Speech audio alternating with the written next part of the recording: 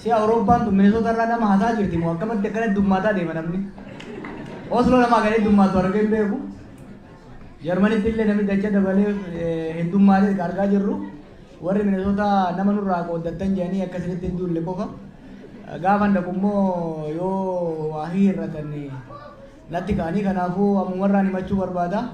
Baga wal hortanii baga baay'attanii ammallee nu bal'adhaa. Skandinaviyaan tun nama lakkoofsisii xiqqaa. Sirriitti dabalaatii ijoollee Oromoo Noorwee taate hedduu akka duubootan abdiin qaba. Baga wal agarree. Har'a haasaa caalaa marii goona. Waan hin sodaanneef. Muktaar Usmaan gaaf tokko biyya dhufeeti. Yeroo viidiyoo tokko gaafiin wat godhee bakka dhaqan dhoorginaan gurbaan na bira dhaabatu maqaan dha'u fuudhaa turraachitu eegale. Asitti lafateetitti bakka atitti aangoo qabdutti akkana si gaafate osoo Osloo dhayite dhaabata si fincaasisan jeen kanaafu Osloo irraa sodaa qabna jechuufi. Magaalaan akka Osloo fi Torontoo magaalaa qabsoo inni gameeyyiin gurguddaan keessa jiran. Ka qabsoo tana bakka isiin irraa kaate wajjin ka'anii bakka isiin kuftetti kufanii osoo lafatti nafin ka'anii cabaniis okkolaa warra qabsoo tana asii hin ga'e. Waan taataniifi waan qabsoo waan keessa dabarree fi waan hedduu isinitti mul'atu dubbata. Hawaasa irraa hubatan malee hawaasa hubachiisuu barbaachisu miti. Hawaasa irraa baratan malee hawaasa barsiifnu miti. Kanaaf Osloo hoggaan dhufu sirriitti itti qophaa'e. Hoggaan immoo makiinaa keessa ka'ee gaaddisaan waan nafi darbuun harkaa facaate hedduun si. Kanaaf isinirraa barachuun barbaada. Dura bu'aan keessan duruu na eegale. Yeroo dheeraa ol beena nama amma rifeensa qaba gaafa isa beeku. Dhukkeen irraa kaasaa dura gaafa dura faantoon irraa kaasee jechuudha. Kanaaf duruu na eegale. Kanaaf marii bal'aa goona. Eegani hidhaa bahee callisee intarviiyuu kennee as haasaan guddaan godhamaa jira. Saba keenya gidduutti mariin guddaan godhamaa jira. Dibeet guddaan godhamaa jira. Kun xiqqoo waan sirrifachiise natti fakkaata. No, hirrifatina. We are a deliberative society. Kun uummata mariiti. Oromoon yaada dhiyeessee odaa jala taa'ee yaada sanirratti dhukkee walirraa kaasee waliin mari'atee hanga walii galutti jalaan ga'u. Kanaaf marii ammaa kana by design itti yaadeetiin eegalchiise kan akka beektaniif. Waa lama irratti marii kan kaafu. Tokkoffaa biyya keenya keessatti nagayaa barbaachisaa. Humnoonni wal lolaa jiran mootummaa irraa kaasee lolaan biyyi ijaaramu waan hin jirreef kaleessas dongora jechaa ni turre har'a dongora ta'uu isaanuu gubatanii waan arganiif gara nagayaatti haa dhufan. Kaja'u kaaftee jirra kun marii guddaa kaasee jira. I'm glad kaasuu isaatti immoo ittiin gammada. Itti yaadeetiin maaliifi wantoota hedduu callisaniitu yoo ka deeman taate hin ta'u. Meeritiin isaa sirriitti ilaalamuu qaba jechuudha. Warri mootummaa siif ilaaluu qaba. Qabsaa'onni keenya siif ilaaluu qaban akka hawaasaatti. Dhumaatiin Oromiyaa keessatti deemaa jiru. Wal fixiinsi deemaa jiru. Waan nu dhukkubsu alatti caalatti fuuldurri dhufaa jiru baay'ee waan na sodaachisuuf dhimmoota kanaan dhodhoo isaan maaliin fayyiftu akka jedhamanitti dhodhoo isaadhaan bira dabruu osoo hin taane rakkoo Oromiyaa keessa jiru ifatti baafnee irratti mari'achuun uummata kanaaf barbaachisaadha jedhee waan hin amaneef marii kana immoo yoo akka kiyyatti gogaansaa naacha ta'e taate malee namni kun kaasuu waan sodaatuufin kaase tokko kana.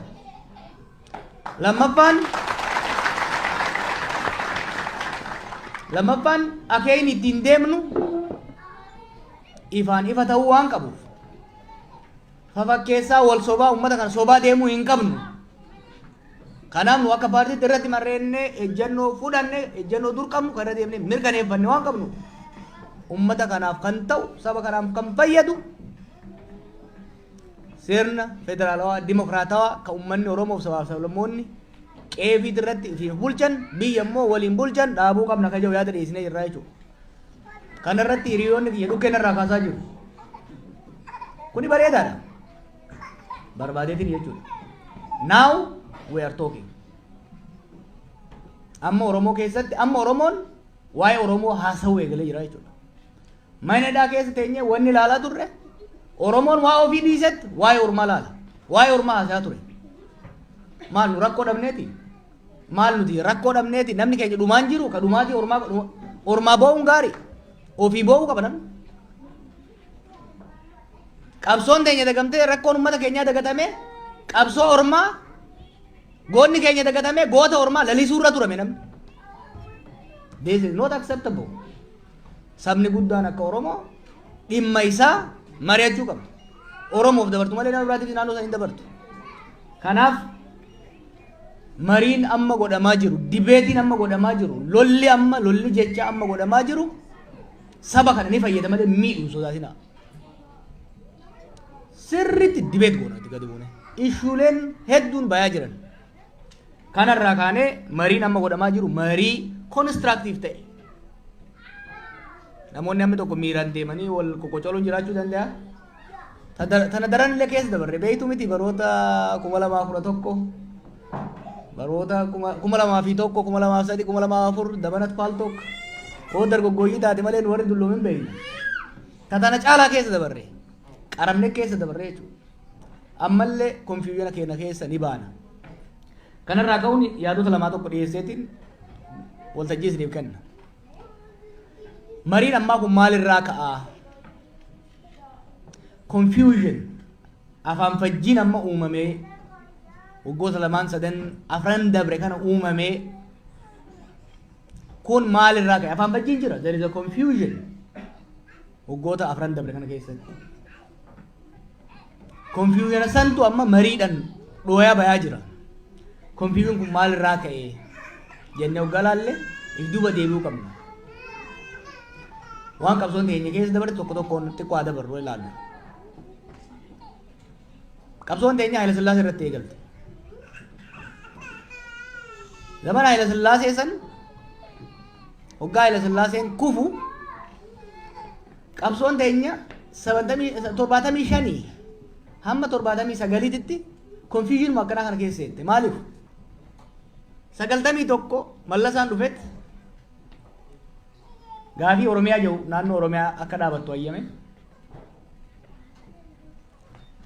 Gaafii qubee ni deebise, afaan Oromoo ni deebise. Gaafii eenyummaa ni deebise. Kunis qoqqoodama fide. Fakkeenya tokkoon barruu tokko dur kan indoo isaanii darraabs tokko warri agartan. Transforming Oromo Movement kan jedhu I think 2009 or 2010 kan hin barreesse. Tarsiimoo qabsoo qeerroo kan itti baafne jira barruu gara fuula 40 amma iccitiin qabu dubbisuu dandeessan. Barruu san keessatti wanni nan kaa'e tokko ture.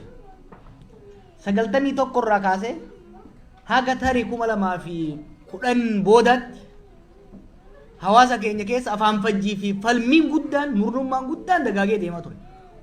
Maddi isaa maali ugaa jettan 91tti gaafiin Oromoo gamisni deebi'ee gamisni waan hafeef. Gamisni deebi'ee gamisni hafe. Fakkeenya tokkoon kenna barruu san keessatti. 92 fudhadhaa. Sochii Oromoo Galaasaa Dilbootti hoggana. Uf duba deebi'a. 75 Taaddasaa Birruuti fuulli isaa. Yookiin immoo 67tti duba deebi'aati yeroo amma Taaddasaan faan dheeraa dhaqan. Taaddasaan dheeraa dhaqee alagaa jalatti bulaa jirta. Alagaan si saamaa jira. Afaan keetii fi aadaa kee si ukkaamsaa jira. Yoo jeeni qonnaan bulaan dheeraa qonnaan bulaan Arsii fakkeenya baay'een barbaadu. Maaliif siis ofii irboo safara? Maaliif mana murtiitti bakka araddaatti simaa baloo'uun dubbata. 92 galaasaa fuutanii dheeraa yoo geessitanii waan mataa adda isaan jeessan yoo inni kaja'u taate ummanni hin dhaga'u. Maaliifi Shinaabaachoo Difaanbaachoo achi irbobsisoo guuraan jiran. Maaliifi simaa biloon hin jiru afaan isaatiin kalee afaan ormaatiin dhiitama amma afaan ormaatiin dhiitamuu eegalee jechuudha. Na hubattu? This confusion is very important. Gaagama crisis qabsoo Oromoo keessatti 92 irraa kaasee probably hangas 2014 qabsoon qeerroo eegalutti gaagama mooraa qabsoo Oromoo keessatti uumamteef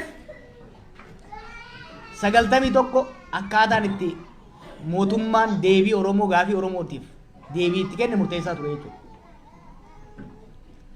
2018 waggaa fudhanne ammas challenge biraa keessa seene. Qabsoon Oromoo dhiibee sirnicha kuffise. Amma rakkoo guddoo seenne. 75 74 91 orma irratti qabsoofne kan aangoo irratti deebi'es orma.